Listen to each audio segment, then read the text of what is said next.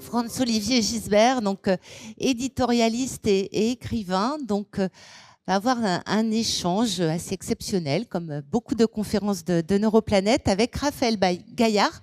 Et nous allons donc précisément parler d'intelligence artificielle, donc, qui était hier un sujet de science-fiction, mais qui nous interroge beaucoup. Est-ce que cette intelligence artificielle va nous remplacer dans nombre de nos fonctions?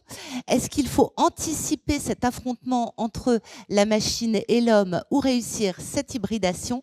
Nous avons le grand plaisir pour apporter des éléments de réponse à ces questions, donc d'accueillir Raphaël Gaillard, et donc j'appelle Franz effectivement à me rejoindre également. Raphaël Gaillard, vous êtes normalien et médecin, professeur de psychiatrie à l'université Paris-Cité, en charge du pôle hospitalo-universitaire de l'hôpital Sainte-Anne, membre de l'Académie française et auteur, entre autres, de L'homme augmenté, futur de nos cerveaux, que vous dédicacerez au terme de cet échange. Franz, c'est à vous. Bonjour. Très heureux de vous accueillir à mon tour. Je dis tout de suite, parce que ma femme vient de m'engueuler, elle me dit que je suis un peu bizarre, mais j'ai une très douloureuse hernie discale et j'ai une espèce de corset avec du fer, vous voyez, et ça fait un peu une présentation un peu bizarre, mais c'est pas, il n'y a pas de couche, il n'y a rien, c'est juste un corset, voilà. Donc, ma femme était très inquiète parce qu'il paraît que ça faisait bizarre pendant la présentation tout à l'heure d'Étienne avec Christian Estrosi. Alors, Raphaël Gaillard, j'avais lu son premier livre il y a déjà quelques années. Le dernier, je viens de le lire. Je n'avais pas lu avant. Il est sorti l'année dernière. Le premier, c'était Un coup de hache dans la tête. Alors, il faut voir d'abord qui c'est, Raphaël Gaillard, psychiatre, professeur de psychiatrie, responsable du pôle de psychiatrie de l'hôpital Sainte-Anne, académicien, le plus jeune, hein, c'est le petit Benjamin. Il y a eu longtemps Jean d'Ormesson, c'est le nouveau Jean d'Ormesson. Il a un style très particulier. Son dernier livre, L'homme augmenté, ça le révèle, mais c'était ça aussi dans le précédent. C'est que bon, il a une grande culture. C'est souvent le cas des scientifiques, hein, d'ailleurs. Pas toujours, mais souvent. Il a un art de la digression et aussi, je dirais, une façon d'emmener le lecteur par la main. C'est très bien fait. Par exemple, d'ailleurs, pour vous donner une idée, c'est la première phrase du livre. C'est pas le cas de tous les livres des scientifiques, d'ailleurs, mais hiver 2005, Pitié-Salpêtrière, je suis à la recherche d'un bout de cerveau. Voilà. Ça, c'est le style, vous voyez, et il va vous emmener après dans toutes sortes de pérégrinations où on va croiser, d'ailleurs, il y a des pages absolument formidables sur mon ami Flaubert.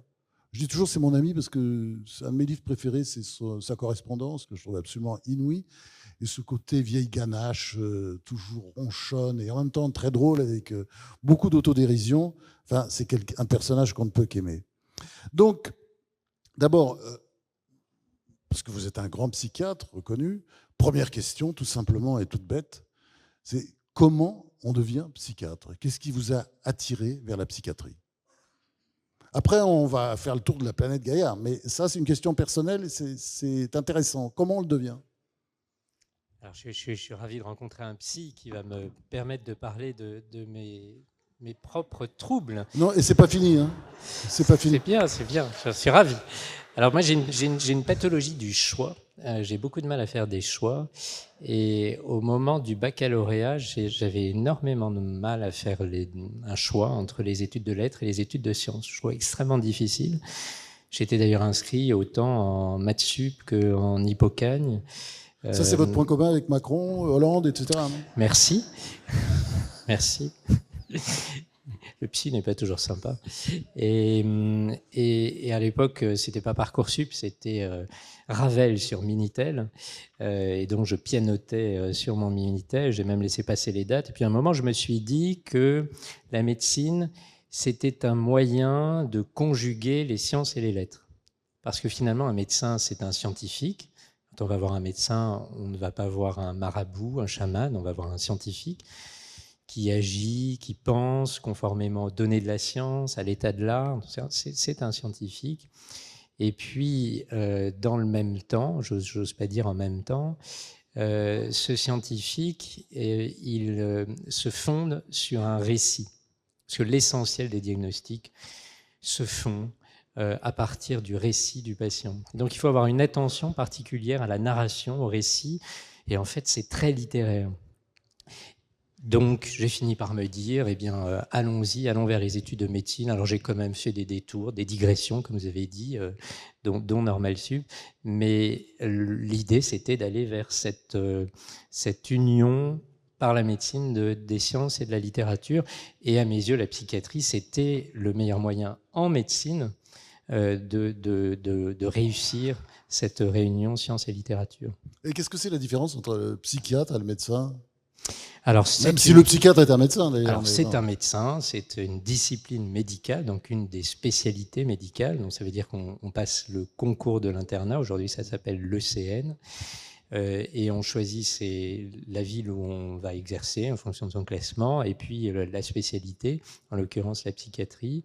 Donc c'est une spécialité de 4 et désormais 5 ans, qui se fait après l'internat. Donc l'internat, on le passe vers 24-25 ans, et à l'issue de cette spécialisation, on exerce comme médecin psychiatre.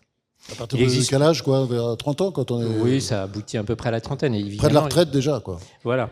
Et il existe toutes sortes, évidemment, d'autres psys, des psychologues, des psychothérapeutes, des psychanalystes.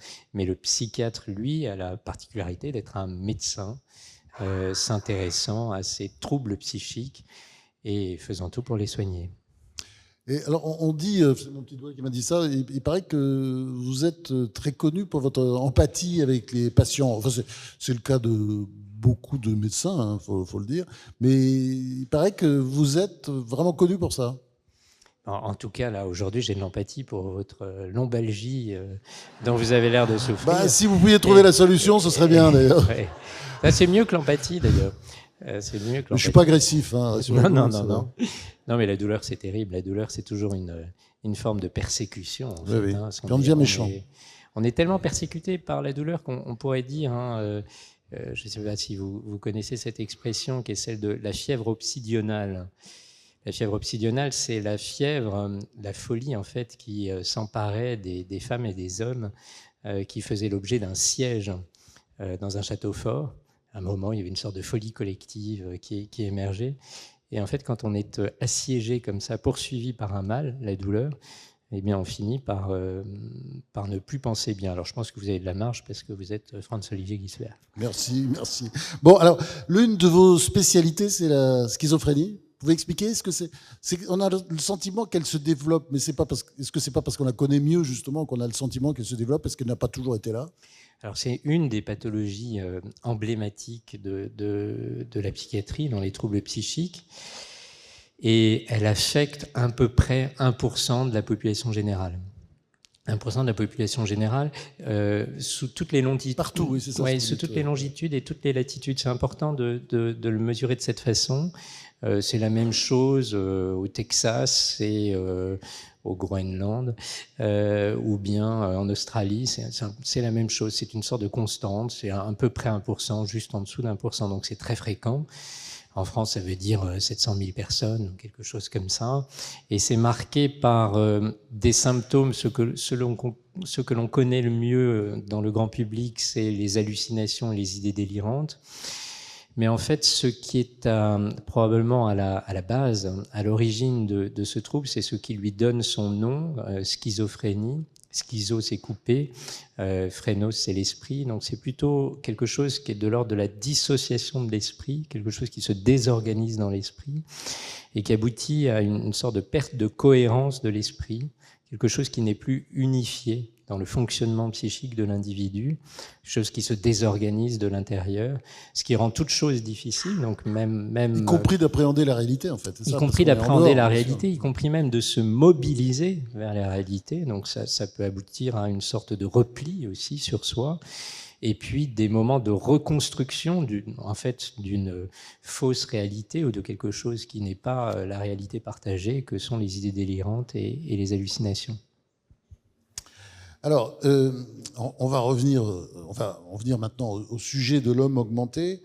Donc, et ce serait intéressant de voir tout de suite avec vous les chances et les dangers de ce que vous appelez l'inéluctable hybridation entre le cerveau et la machine, à travers l'intelligence artificielle. Alors peut-être que avant de faire tout de suite la liste des forces et faiblesses, des splendeurs et misères, chances et risques de cette hybridation, il faut dire que c'est pas de la science-fiction. Je crois que c'est la première chose à dire. Oui, puisque ça existe déjà, la réparation notamment. Exactement. Et par exemple, dans une pathologie neurologique, la maladie de Parkinson, le neurochirurgien grenoblois Alim Benhabib a inventé une technologie qui consiste à mettre des électrodes dans le cerveau des patients pour traiter la maladie de Parkinson.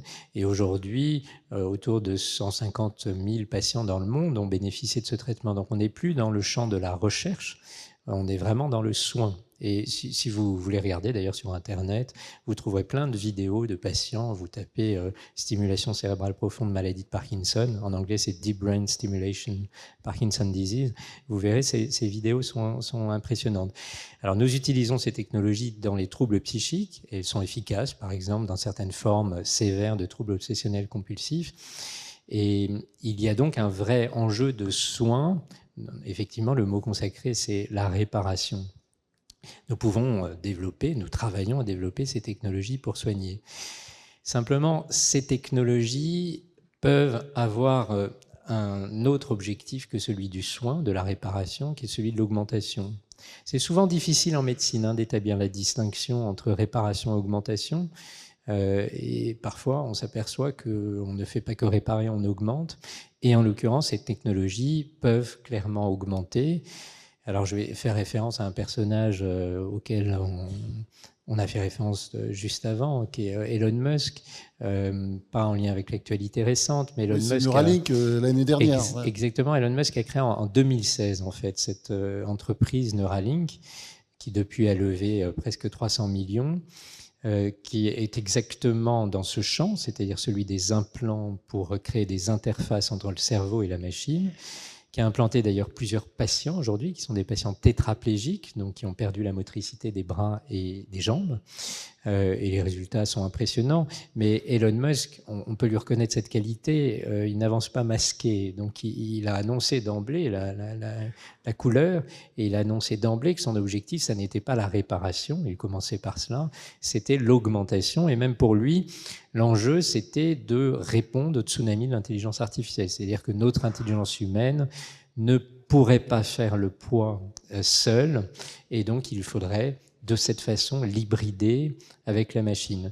Donc, en résumé, la technologie existe, elle sert pour le soin, il faut encore la développer pour le soin, vu l'enjeu des troubles psychiques dans nos sociétés, et en même temps, nous savons qu'elle sera développée plus encore pour augmenter.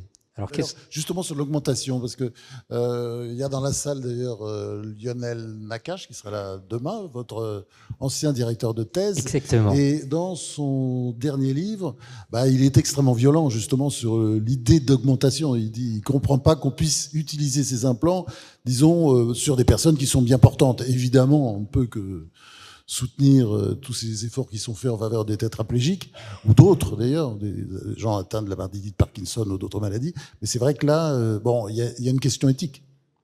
Bien sûr qu'il y a une question éthique, mais honnêtement, moi je ne crois pas beaucoup aux freins éthiques, aux moratoires. Je pense que la pression est telle, la demande est telle, dans le public comme dans l'esprit des entrepreneurs qui animent ce type de recherche, que je ne crois pas du tout que ce soit quelque chose qui puisse être enrayé.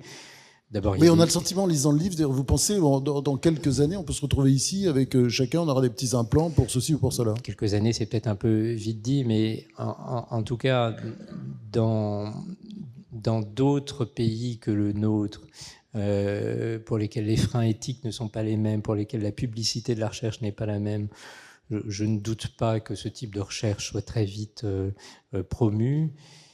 Et puis, si on parle des États-Unis, parlons des États-Unis, on voit bien que tout peut changer très vite, tout peut changer extrêmement vite. Donc, moi, je suis à peu près certain que c'est quelque chose qui se développera et sera appliqué très vite pour augmenter.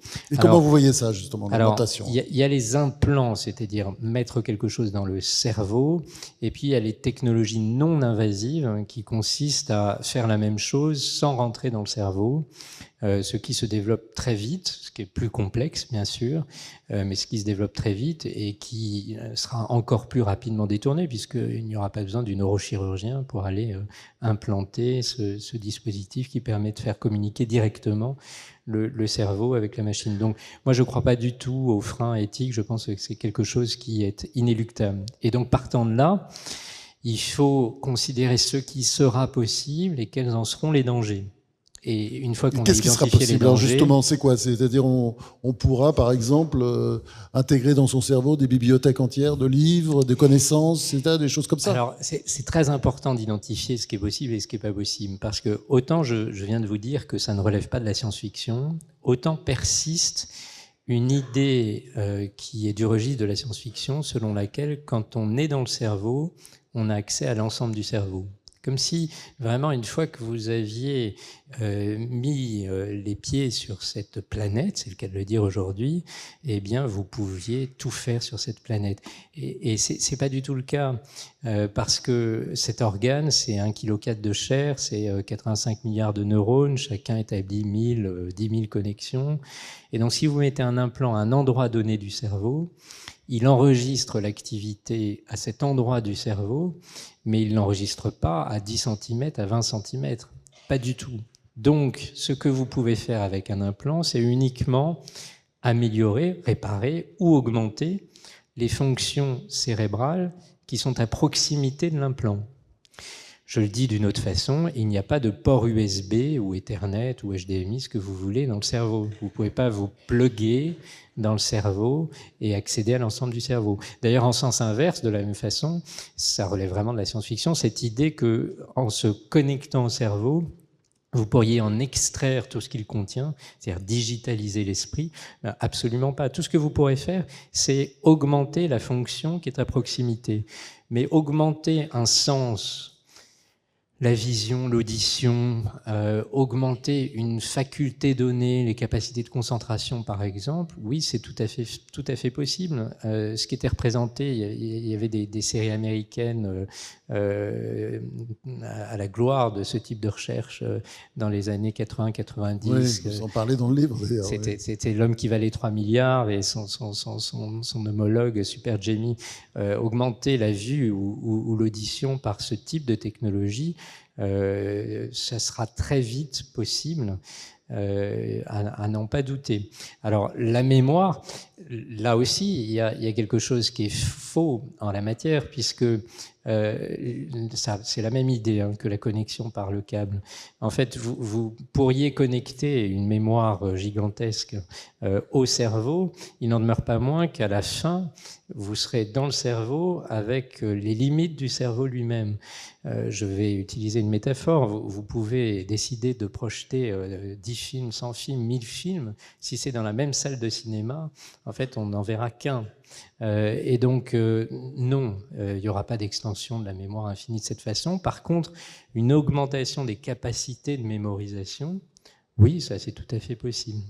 Oui, faciliter par exemple la lecture rapide, des choses comme ça aussi. Oui, des choses comme ça. Je vous donne un exemple. Lorsque nous fonctionnons, nous avons des moments de relâchement intentionnel, comme des petites baisses de tension, de l'attention, des petits moments de perte d'attention.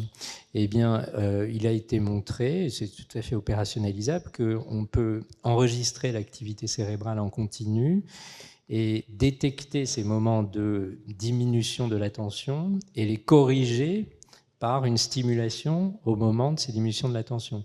D'une certaine façon, le dispositif se comporte comme un onduleur, celui qui évite les baisses de courant pour protéger votre matériel informatique. Eh bien ça, on sait le faire, et vous voyez tout de suite l'application, c'est d'avoir une attention soutenue en permanence. Vous voyez l'intérêt pour les militaires, par exemple, à ce qu'un pilote de drone puisse avoir une attention parfaitement soutenue pendant des heures, sans aucun moment de relâchement attentionnel. Et de cette hybridation, dites-vous, il y en a qui sortiront grandis, géniaux, et d'autres diminués. Alors, quelles conséquences et quels risques? Ouais, Alors, voilà, ça en revient, c'est le sujet, en fait, c'est ça. La première conséquence, c'est que puisque vous n'augmentez qu'une fonction, ou quelques fonctions, eh bien, vous venez rompre l'harmonie du fonctionnement de l'homme. Or, ce que nous cherchons à obtenir quand nous élevons un enfant, c'est qu'il ait un fonctionnement harmonieux. Cherchons à ce qu'il soit compétent dans des registres différents. En quoi ça rompt l'harmonie? Pourquoi ça rompt l'harmonie? Parce que vous allez augmenter une fonction et pas les autres. Et donc, si vous augmentez une fonction, vous allez créer une hypercompétence. Et en plus, la clinique psychiatrique nous apprend que quand on a une hypercompétence dans un domaine et pas dans les autres, on a tendance à délaisser les endroits où on n'est pas justement hyper fort. Et donc, la résultante, c'est que nous aurons des êtres humains qui seront hérissés en quelque sorte de compétences, d'hypercompétences, mais pas avec l'harmonie de fonctionnement que nous cherchons à obtenir chez un enfant, qui est simplement le fait que quand on éduque un enfant, on fait en sorte que ce ne soit pas un crack en maths et un analphabète, si tant est qu'il soit possible d'être un crack en maths et un analphabète en même temps. À mon avis, non. Et donc, la première conséquence, c'est une rupture de l'harmonie de l'homme. Et ça, c'est pas rien d'un point de vue anthropologique, et c'est pas rien d'ailleurs pour faire société, puisqu'on se retrouve avec des êtres humains qui ont des compétences différentes et qu'il faut faire fonctionner ensemble. Ça, c'est la première conséquence. La deuxième conséquence est plus grave encore, c'est que notre cerveau, c'est un organe formidable qui nous mobilise là, pendant ces journées neuroplanètes. C'est un organe qui me fascine, c'est un organe que je fréquente toute la journée pour le soigner, pour mieux le comprendre par la recherche. Mais c'est un organe qui, comme tous les organes, a ses propres difficultés. Et en l'occurrence, nous considérons qu'à ce niveau de puissance, à ce niveau de complexité, ce que j'ai dit tout à l'heure, hein, c'est 85 milliards de neurones, eh bien, il y a des bugs. C'est-à-dire que nous payons en fait le prix de la puissance de notre cerveau, nous payons le prix de la complexité de notre cerveau. À ce niveau de complexité, il faut comprendre qu'il suffit d'un micro-décalage dans la transmission de l'information d'un lieu à l'autre du cerveau pour que l'information soit plus du tout la même. Vous dites même, je crois à un moment, c'est une phrase du livre, une émotion peut tout casser. Et une émotion peut tout ébranler. Par exemple, la question de l'accordage entre les émotions et les pensées, ça a l'air de rien, ça paraît évident pour tout le monde, mais moi, ce que je fréquente dans la clinique, je vous ai parlé de la schizophrénie, de ce moment de désorganisation, il y a des moments où ça se désorganise, c'est-à-dire que les émotions ne correspondent plus aux pensées réciproquement. C'est-à-dire qu'on voit que c'est possible. Concrètement, là, comment ça peut se manifester? Ça peut se manifester par le fait qu'un patient peut, malgré lui, exprimer quelque chose de triste avec un sourire qui apparaît malgré lui. Et inversement. Et c'est pas un sourire narquois, c'est pas un sourire que on pourrait qualifier de entre guillemets pervers. Vraiment, c'est qu'une partie de son cerveau donne un signal alors qu'une autre partie en donne un autre. Il y a quelque chose qui ne respecte plus l'unité de ce mot schizophrénie. Encore une fois, c'est d'une très grande complexité. En fait, nous pouvons dire que notre cerveau, il est tellement complexe qu'il a des bugs. Notre cerveau, en fait, ne se supporte plus. Et il faut accepter que nous puissions payer du prix très élevé des troubles psychiques. On n'a parlé que de la schizophrénie, 1%, mais la dépression, c'est une personne sur 5 au cours de sa vie. Donc le prix est très élevé, nous payons d'un prix très élevé le fait que collectivement, nous sommes des homo sapiens. Ça, c'est la puissance de notre cerveau. Si on l'augmente encore, c'est-à-dire si on en rajoute encore, si on rajoute dans la bande passante, si on rajoute des compétences, si nous payons déjà le prix de cette puissance, eh bien, ce prix, en augmentant la puissance, devrait être plus élevé encore. Donc, moi, ce que j'anticipe de l'augmentation, c'est certes que certains vont se voir augmenter sur telle ou telle compétence, mais qu'un certain nombre d'entre nous ne supporteront pas cette augmentation, et que nous le payerons du prix fort d'une augmentation de la fréquence des troubles psychiques. Oui, vous dites, vous attendez, avec l'intelligence artificielle, à une augmentation forte des troubles mentaux. Oui. Mais enfin, est-ce qu'il n'y avait pas déjà une augmentation forte des troubles mentaux disons, avec l'arrivée de l'Internet, c'est les très jeux juste. vidéo, etc. Vous voyez, le cannabis aussi, parce que vous n'êtes pas pour la légalisation du cannabis, j'imagine, en tant que psychiatre. En tout cas, je mesure le fait que c'est un peu la même problématique. Si on se met du côté des produits toxiques, pour la majorité des personnes, ça a peu de conséquences, en tout cas quand le cerveau est à une maturité suffisante pour supporter ce produit toxique. Donc pour la majorité, ça a peu de conséquences. Mais en fait, pour une minorité, c'est catastrophique. Et donc, il faut protéger les personnes du fait que rencontrer donc vous êtes ce produit, contre la légalisation. en tout cas, je me méfie beaucoup des conséquences d'un accès facile à ce type de produits toxiques qui, chez certains, produiront la maladie. Donc vous êtes contre la légalisation, je suis désolé. En tout cas, je m'en méfie. Ah oui, d'accord. En tout cas, je pense qu'il faut avoir une réponse très mesurée. La question est beaucoup celle de l'âge, en fait, avant tout. C'est avant tout ça l'enjeu. Mais je reviens au point que vous avez soulevé, qui était plus les troubles mentaux, oui, oui. L'augmentation des troubles mentaux dans dans la nouvelle ère de technologie. Alors, dans la nouvelle ère, avant l'IA. On a effectivement aujourd'hui quelque chose qu'on ne comprend pas bien, c'est une augmentation de certains troubles psychiques, essentiellement les troubles dépressifs et les troubles anxieux.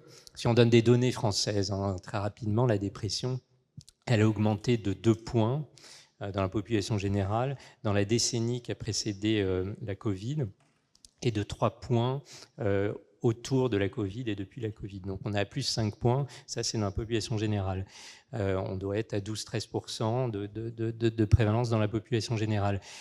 Et plus grave, chez les jeunes, on est beaucoup plus élevé, on a une prévalence qui est plutôt à 21-22%. Et d'ailleurs, on constate que les étudiants sont extrêmement fragiles, ils ne vont pas bien, ils sont en grande souffrance. Les adolescents ne vont pas bien du tout. Et pire encore, les préadolescents ne vont pas bien du tout. Or, pour nous, les psychiatres, les préadolescents, dans l'ensemble, c'était une population, sauf s'ils étaient déjà malades avant, ne nous regardaient pas. 8-12 ans, un gamin est modérément obsessionnel, il s'intéresse à l'histoire, à la géographie pour se situer dans le temps et dans l'espace, et il n'embête pas ses parents parce que c'est après les turbulences de la petite enfance et avant d'être tourmenté à la façon du jeune Werther par l'adolescence. Et bien en fait, nous voyons ces préadolescents arriver avec des idées suicidaires parfois très inquiétantes aux urgences. Donc il se passe quelque chose. Quelle est la cause ? On peut considérer énormément de choses. Le monde est beaucoup plus complexe. L'actualité récente le montre. Peut-être que demain, nous aurons affaire avec des guerres et une dévastation du monde. En tout cas, les modèles ne fonctionnent plus, les modèles géopolitiques, les modèles économiques. L'éco-anxiété menace clairement cette génération. La malbouffe, les perturbateurs endocriniens, ce que vous voulez. Mais en fait, moi, je pense avant tout que nous connaissons déjà une hybridation technologique, pas celle que je vous ai décrite, que j'appellerais forte parce qu'il s'agit vraiment de connecter directement le cerveau avec l'ordinateur. Mais nous connaissons une hybridation faible selon laquelle la plupart d'entre vous, le temps de notre échange, a déjà pensé plusieurs fois à son téléphone portable en se demandant s'il va le sortir ou pas, ou la sortie d'ailleurs. Ça veut dire que nous sommes déjà hybridés et comme vous le savez, prenons un exemple simple, il devient difficile pour chacun d'entre nous de retenir un numéro de téléphone quand il y a 10 ou 20 ans, on en retenait des dizaines. Il devient même difficile de retenir un digicode, c'est-à-dire un nombre à 4 chiffres. Donc on voit bien que nous avons externalisé une compétence et qu'il y a déjà eu une transformation de notre rapport à la mémoire par cette hybridation. Moi, je fais l'hypothèse, je fais partie de ceux, les données, elles ne seront jamais parfaitement claires, ça ne sera jamais une démonstration parfaite, mais je pense qu'il y a assez d'éléments pour le penser, que ce que nous voyons aujourd'hui d'augmentation de certains troubles est déjà la traduction de ce que j'annonce à l'avenir dans notre rapport à l'intelligence artificielle, c'est-à-dire une augmentation des troubles psychiques par ce phénomène d'hybridation technologique. Oui, et peut-être aussi de l'abrutissement. Je citais le président chinois Xi Jinping qui a dit souvent d'ailleurs à des grands patrons français qui ont toujours été frappés par cette phrase, de toute façon on vous aura, vous êtes cuits, mais regardez ce que vous faites de vos gosses. Le smartphone à 3 ans, le jeu vidéo après jusqu'à partir de 10 ans, et puis le cannabis après, à la fin ils n'ont plus rien dans la tête. Qu'est-ce que vous pensez de ça ? Alors, ce qui est intéressant et ce qu'on ignore souvent, c'est que c'est curieux parce qu'on a une capacité... évidemment de l'Occident, évidemment. Oui, j'ai bien compris. Mais le même président, en tout cas la même Chine, a pris des décisions extrêmement autoritaires quant à l'utilisation d'Internet par les jeunes pendant l'été 2023. Mais vraiment des décisions extrêmement autoritaires. Ça veut dire que selon la loi, c'est ne plus avoir accès de 22h à 6h du matin et un temps d'utilisation par jour. En résumé, je simplifie un peu, mais de 16 à 18 ans, c'est 2 heures par jour, 1 heure par jour de 8 à 16 ans et 30 minutes, 40 minutes avant. Donc c'est très très en dessous de l'utilisation des jeunes occidentaux. Et évidemment, on pousse tout de suite des cris d'orfraie en disant voilà comment une démocrature contrôle sa jeunesse. Elle veut éviter qu'elle soit subvertie par Internet. Pourtant, c'était un Internet qui était déjà très propre, c'est-à-dire avec peu de chances de subvertir cette jeunesse. En fait, non. La Chine dit c'est pour des raisons de santé publique. Et je crois qu'en fait, clairement, un certain nombre d'individus ont pris conscience du fait que ces technologies auront des conséquences. Attention, je ne suis pas technophobe. Hein. J'ai même dit que j'étais très réaliste en considérant que de toute façon, cette hybridation adviendra. Et puis, le médecin que je suis sait que les technophobes sont les premiers à courir dans le bureau du médecin que je suis dès qu'ils sont malades pour avoir accès à la dernière technologie, vous permettant d'éviter ce qui vous fait souffrir aujourd'hui. Oui, il y a quelque chose, je ne suis pas forcément d'accord, mais ce serait intéressant d'avoir... Parce que vous reprenez cette idée que l'intelligence artificielle, de toute façon, ça n'ira pas loin, parce qu'à cause de son besoin d'énergie. Vous parlez de 20 millions de watts, par exemple, alors que le cerveau, lui, c'est 20 watts. Il a besoin de rien, quoi. Mais vous ne pensez pas que ça peut s'arranger à un moment donné, ça ? Alors, ça, c'est une réalité. Hein. C'est-à-dire qu'il y a une... Vous dites, à cause de l'énergie, on sera toujours plus fort. Mais ça, c'est pas sûr du tout. Je ne dis pas exactement ça. J'observe qu'il y a une formidable propriété du cerveau, c'est sa parcimonie. Il utilise peu d'énergie pour faire la même chose qu'une machine. Et donc là, tant que ce n'est pas résolu, il va y avoir un problème. Maintenant, on peut toujours avoir une logique de solutionnisme scientifique et se dire que la même intelligence artificielle qui consomme une énergie folle va trouver la solution pour ne plus consommer l'énergie. Mais c'est se fonder sur des espoirs qui ne sont pas forcément ce que nous pourrons observer dans le futur. Non, va falloir peut-être qu'on avance un petit peu, mais j'ai 2-3 questions encore et c'est bon ? Allez. Non, deux. Allez, deux. Bon, d'abord parce que c'est très littéraire. Pardon, c'est très littéraire ce livre. Il y a des moments absolument formidables. C'est pas là, je parlais des digressions évidemment que j'ai absolument adorées. Et dans ces digressions, par exemple, il y a un éloge de la culture, tout simplement, tout le temps, avec des tas de citations. Mais c'est vrai qu'aujourd'hui, c'est quoi ? C'est 280 caractères pour les messages Twitter. Hein, c'est-à-dire, on raisonne quand même de plus en plus court. Oui, de fait, mais je pense que ce qu'il faut dire, j'aimerais quand même le dire. C'est un petit peu angoissant. Et après, on terminera, si vous nous permettez, par l'éloge de la lecture aussi. Parce que lire, alors là, il se fait un peu... Il joue les Lacan, là, il fait allaitement, vous savez. Puis après, il fait l'allaitement. C'est le petit moment de Lacan qui est très amusant. Ah oui, moi, j'ai rien contre Lacan. Il faut être contre ou tout contre, plutôt.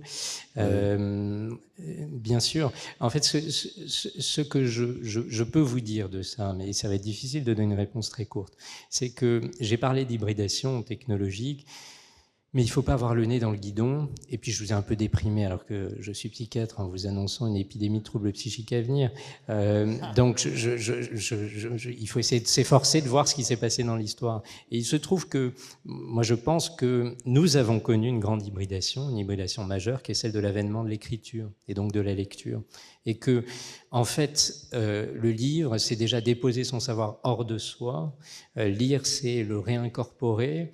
Et d'ailleurs, on pouvait se dire que c'était pas anodin de lire, qu'on pouvait, citons Pénac, attraper des maladies textuellement transmissibles et finir en se suicidant comme Emma Bovary. Donc, c'était pas anodin. Et le mécanisme n'est pas si différent. Nous n'avons pas le temps de développer, mais le mythe de Teut, par exemple, est exemplaire pour le comprendre. Et considérant donc qu'il y a quelque chose de similaire dans l'hybridation technologique avec ce que nous avons connu dans cette grande transformation qui a été l'avènement de l'écriture et la lecture, je me dis que nous pourrions peut-être limiter la casse à venir, parce que j'annonce de la casse à venir, en répétant à l'échelle individuelle et à l'échelle collective cette hybridation qui a été la grande affaire de l'humanité. Je pense qu'en fait, cette question de la lecture, l'écriture, c'est la propédeutique, la préparation qui nous permet de naviguer plus sereinement au-delà des 280 caractères, avec du souffle, avec un rapport physique aux mots, avec quelque chose qui nous permet justement de développer l'empathie dont on a parlé pour l'exercice de la médecine et qui, à mon avis, est le cœur de l'exercice de la lecture.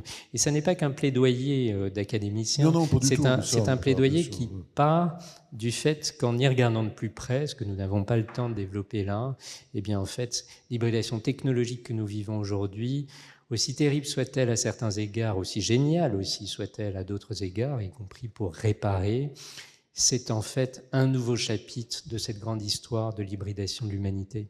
Merci Raphaël Gaillard. Excellent livre. Hein.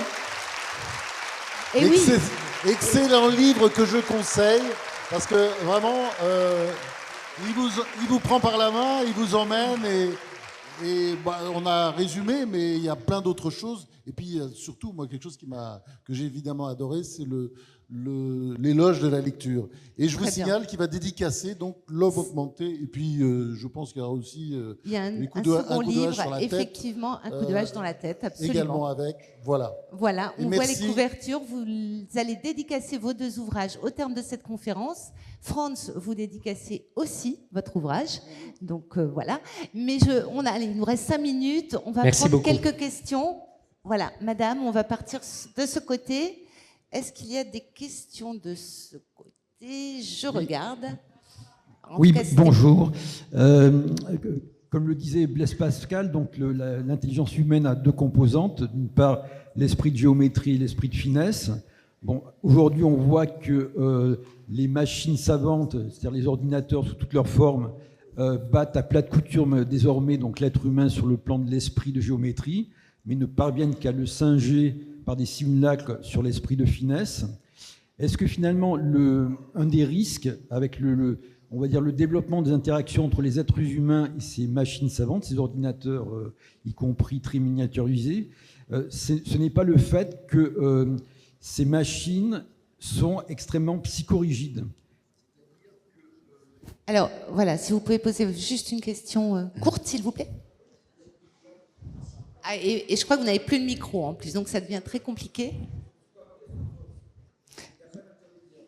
Oui. Alors, la psychorigidité de la machine, on pourrait dire d'ailleurs les pathologies de la machine. Hein, moi, je suis persuadé que la machine, vous savez qu'elle a déjà des hallucinations. Le terme le plus adapté, ça serait des confabulations, mais elle a déjà des pathologies. Elle en aura davantage à l'avenir. Peut-être qu'il faudra des psys pour l'intelligence artificielle. En tout cas, elle a des caractéristiques. Je ne suis pas si certain qu'il faille parler de psychorigidité. Je préférais dire, d'ailleurs, ça me permet de le dire à ce moment-là, que finalement, cette machine, celle dont vous parlez, l'intelligence artificielle générative, celle que nous utilisons avec ChatGPT, c'est une imitation de notre cerveau, c'est un réseau de neurones. Peu importe les méthodes d'apprentissage, hein, c'est une imitation de notre cerveau. Mais ce qui m'intéresse, moi, c'est que ça a été rendu intelligent. Je fais partie de ceux qui pensent qu'il y a une forme d'intelligence. On peut discuter esprit de géométrie, esprit de finesse, effectivement. Cette distinction est toujours passionnante. Mais il y a une forme d'intelligence. Et par quoi ça a été rendu intelligent? par la lecture. Et ça, c'est quand même fascinant. Au 3e millénaire, si on veut rendre intelligent un réseau de neurones, eh bien, on ne lui montre pas des millions d'images, on lui fait lire des millions de pages, et ça le rend intelligent. Ça percole, ça donne de l'intelligence. Et c'est en fait l'intelligence artificielle du moment, la démonstration in silico la plus puissante des effets de la lecture sur le cerveau. Donc, je préfère retenir cet aspect-là. Merci beaucoup. Alors, nous allons prendre une dernière question. Bonjour, messieurs. Déjà. C'est une question concernant les ondes sur le cerveau. J'aimerais un petit peu, parce qu'on entend tellement parler beaucoup de choses, de la cohérence pour notre santé. Merci. Et comment nous protéger face à ces ondes. Merci beaucoup. Les ondes sont-elles dangereuses pour notre santé, professeur ? En 2 minutes ? En 2 minutes. Non, pour l'essentiel, celles que nous utilisons au quotidien, nos téléphones portables, nous pensons que non, en tout cas sur un cerveau développé. Et je pense que ce risque lié vraiment à la nature physique du signal, il est très inférieur au risque lié aux effets psychologiques de l'utilisation de ces outils. Est vraiment très inférieur. Il y a une question pour laquelle la réponse n'est pas parfaite, qui converge vers le fait que ça ne doit pas être utilisé chez un petit enfant. Donc, moi, il y a une convergence, on est certain de ce point. Mais j'insiste sur le fait que aujourd'hui, la prise de conscience de l'effet délétère sur un cerveau en développement de ce type de technologie, elle est avérée. Encore une fois, je ne suis pas technophobe, mais je dis simplement qu'il y a un temps pour tout. Et je le redis, il faut commencer par les hybridations dont on a pu montrer au travers de l'histoire de l'humanité que ça marchait. La culture, la lecture et l'écriture en l'occurrence, avant de s'aventurer vers l'hybridation technologique. Eh bien, écoutez, c'est une très belle conclusion. On vous applaudit une nouvelle fois.